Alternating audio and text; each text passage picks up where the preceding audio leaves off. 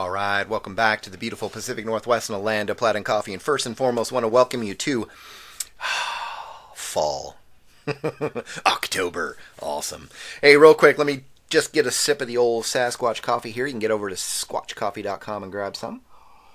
All right. So, real quick, first and foremost, I want to say thank you so very much for those of you that signed up with the clan to get those, the based on true Bigfoot encounter stories every single Friday for you, and not to mention all the interviews that I do are held back here just for you. And here's the deal, though. I am going to make one concession. I'm going to make one exception to this rule this next week. I actually just did an interview with, I guess, just an awesome guy. As a matter of fact, it's Ken Gerhard, and I'll tell you what, I'm going to go ahead and share that interview with all of you because it just needs to be out there. This guy is just a wonderful, wonderful guy. Great, awesome, cryptozoologist, Bigfoot researcher, and so I wanted to share everything that he has going on right now and everything. So there you go. That's going to be out there. With that, let's clear the throat. Let's get one more sip of the old coffee. And let's get into this week's Based on True Bigfoot Encounter story. The Midnight Screamer of Chiloquin, a young boy's Bigfoot encounter. Yes, there was a pretty frightening visual, but it was a screaming that had our nerves shot with this Bigfoot that seemed to roam our property for months. This is back some time before the casino was built, when my family, especially my dad and I, had not only heard this thing, but had seen it too. Here's our Bigfoot encounter story, Dave. The Midnight Screamer. We are Native American, but not from around Oregon originally. We moved here. Well, my grandparents moved to Klamath Falls back in the 1960s, mid-1960s, and we've been here ever since. My father told me it was okay to share all of this. He's older now, retired from the business we own. Today I own it. We service farm equipment between Chiloquin and the greater Klamath Falls area. I was really young back then, about 13 years old when all of this happened. Business is and has always been good for us, with so many farms and small businesses around that use small and large machinery to get the job done. Most of the time we would be in and around the Klamath Falls area. That is where most of the farmers were, so we were on the road about 30 to 40 minutes a day, give or take 5-10 minutes or so, before the screaming and the visual that was too close for comfort. I can say that my family was already believers in Bigfoot, and not only because of the stories told through our histories as a people, but because of the events one night that involved my grandfather.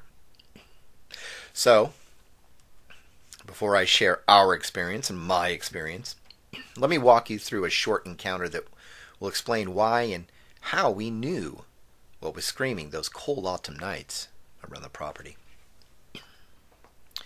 The Monster of 69. My family, as I mentioned, we were mechanics by trade and always have been. My grandfather started it all back in the day.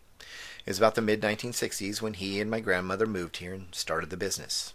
Anyways, it was my grandfather who had seen this thing one night on the side of the road. But it was a few nights or so before that when they first heard the screaming and the chatter. It started out with screaming way off in the distance. Of course, out here most people give it up to coyote. But that is not always the case or the culprit. If you listen to it a bit more closely, you'll hear the difference. See, Bigfoot not only have their own language, but the screaming itself is used to confuse and even paralyze its prey and those that might do it harm, much like a self-defense mechanism. At least, that is what we have been told of them for centuries. But my grandfather and my grandmother knew what they were hearing and knew it was not safe from then on to be out too late after dark. That is their hunting and gathering time for both females and males of their respected clan. It was late one night, about 3 or 4 days after the screaming started, that they heard chatter from outside their window. My grandfather immediately made for the shotgun and let off a round or two outside. It scared them off, and he believed for good. But one night, on his way back from Klamath Falls, he saw one. My grandfather was out on a job that day. It was for a logging company, and they had some machinery they were going to haul up to a site that needed repair. He was there all day, Grandma had told us. It was late that evening when Grandma said she'd heard that thing out there howling away at the moon or whatever when she got a call from my grandfather.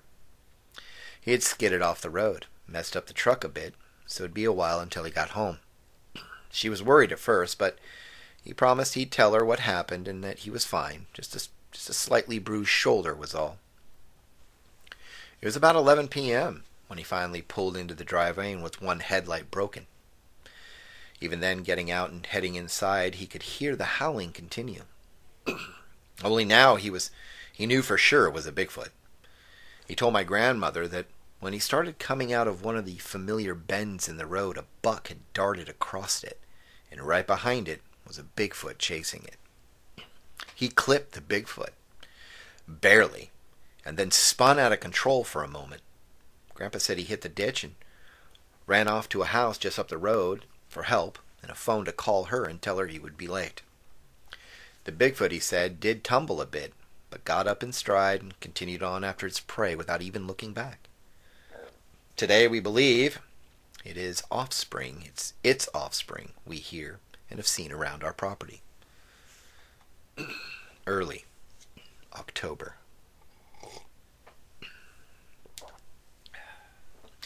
The screaming was back after years of silence.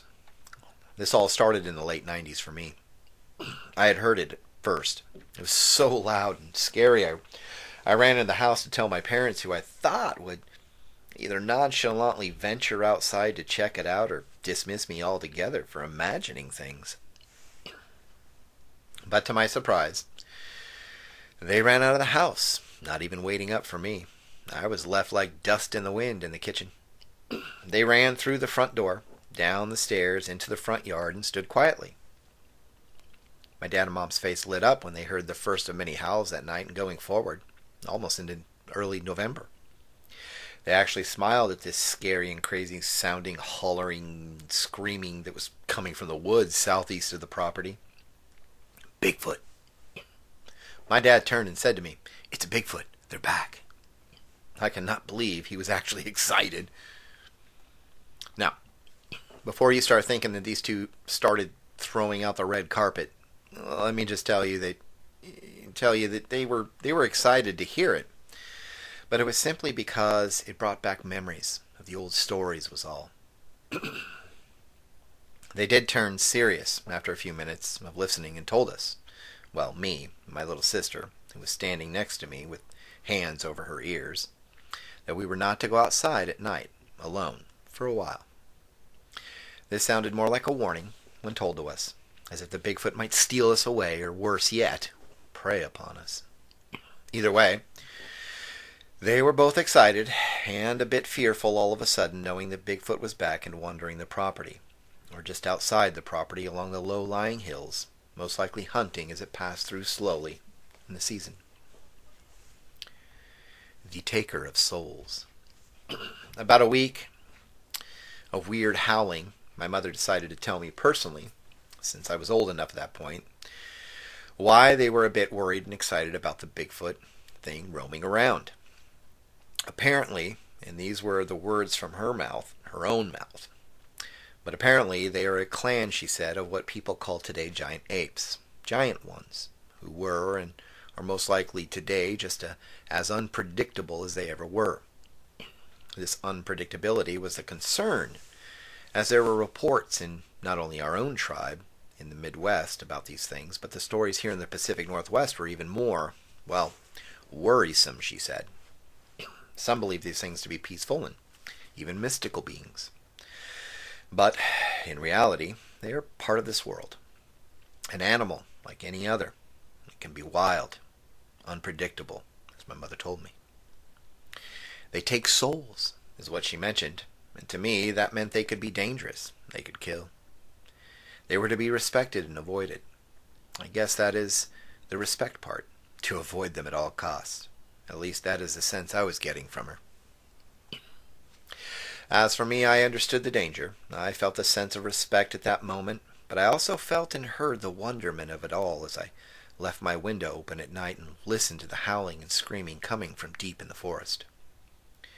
This continued for days, actually weeks on and off, and my curiosity was growing, and as the old saying goes, curiosity killed the cat. And in my case, it almost killed me in harm's way. The week before Halloween that year was pretty exciting. My dad and I helped save a life, actually, when we came across a car accident one afternoon on our way back from working in Klamath Falls. It was a bad wreck, actually. And if it were not for my dad, and my dad knowing a ton of first aid during his stint in the military, well, a young kid's life and his mother's could have been lost on that fateful afternoon. They went on to lead normal lives, by the way, Dave. It took us a couple of hours before we could even leave the scene, and when we returned, we noticed my mom was a bit worried about us. Okay, she was really worried about us. The screaming was intense all afternoon and into the evening, and now that she mentioned it, at that moment we heard just hollering and hollering and hollering. It sounded much different this time, closer, crazier, and just out of control. What we did not know at the time was the reason it was. We learned that little fact out in the morning. William, a friend of ours, headed over to help us with a little project on the property the next morning. He knew about Bigfoot and swears he saw one once as a kid up near Lake of the Woods. A story he will send you, Dave. But that morning, my dad and he started discussing the events of the night before, and that is when William told my dad something incredible. The accident, the one we helped with, it was caused by an animal of some kind darting across the road, causing a man in a small pickup truck to swerve a bit, lose control, and after a second or so, it slammed into the side of an oncoming car with a mom and a kid in it. And then it was rammed from behind by another car. The report never specified what kind of animal, but his friend was working in the police department that night and mentioned to him what that person claimed to have seen. He said it was a large, hairy creature on two legs.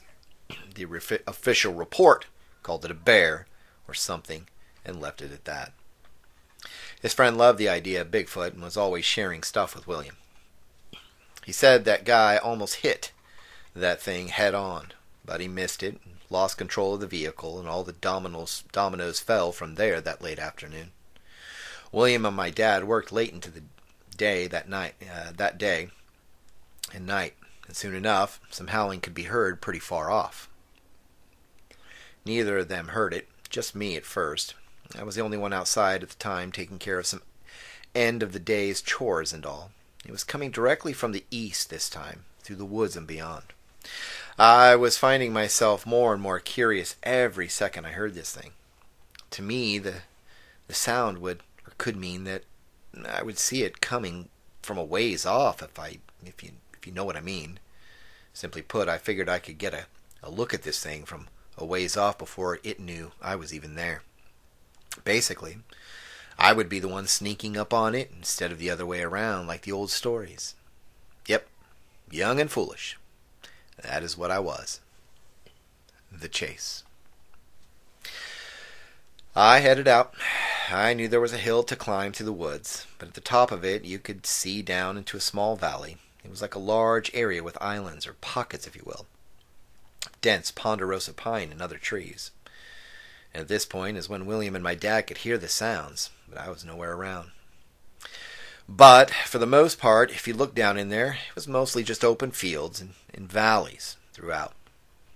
I kept following the howling and finally made it to the ridge line and hopped up on a large old stump sticking out of the ground. From that vantage point, I could see everything across to the other hillside and beyond. It was getting darker, but it was still light out enough to not only I didn't have to be worried about anything. Boy, was I wrong. That hollering all of a sudden seemed to be a whole lot closer to the property than I thought. The next holler or scream I heard seemed to be right next to me. It was so loud I had to hold my ears to keep them from exploding. It was the valley and the hills that were to blame for this thing sounding as if it were miles away. I suddenly felt scared, so scared I almost started panicking. I had to remain calm, however, so I caught myself, slowed my breathing, and took in my surroundings. Another scream came directly to the north of me. I jumped off the stump and started to walk quickly back the way I came. That is when I heard something crashing through the trees and heading in my direction. My first thought was this thing saw me and now it was after me. I ran as fast as I could. Screaming at that point came from me as I yelled and ran all the way back to the fence, jumping over it in almost a single bound. I got caught up though, however, and that is when I saw what was chasing me. It really was a Bigfoot. I scrambled to my feet as this thing started running through the trees and about to catch up with me. Then, suddenly, I heard a familiar voice, my dad's. He was yelling to lay down. I dove onto the ground and heard him fire his rifle off. I looked up and realized he'd shot over the both of us, me and that Bigfoot. We stared at it for a moment. It looked angry, real angry. It started jumping around a bit, like an ape would, and practically knocked over a small pine tree. Its scowl made the face look deeper and darker than it probably was normally. But it was just all craziness at that point. I wish I could say I got a great look at it, but I was practically peeing myself by that point. My dad said it was a male about 7 to 8 feet tall, and both of us saw it was covered in light brown hair, not fur. Its arms were long, though, and it had almost no neck whatsoever. He also mentioned that it was staring at me. Not once did it look at him, even when he shot over its head. My dad ran up and grabbed me, and by that point I was almost all but passed out. Apparently the thing screamed some more and started throwing rocks towards us as my dad hurried back down the hillside and into the backyard. It never hit us, but those rocks were the size of softballs, my dad said, and they were flying by us really fast. I believe we are, well, I am fortunate and lucky to be here today. Calamity Joe. I live on the same property today, just a remodeled house is all. And yes, from time to time we hear old Calamity Joe, as we call him, passing through in the late summer and fall. Not every year, but some years. But after my story, backed up by Grandma and Grandpa, my two boys never venture into the woods around the property when the screaming starts. That's for sure. But that's our encounter story. Thanks, Christian.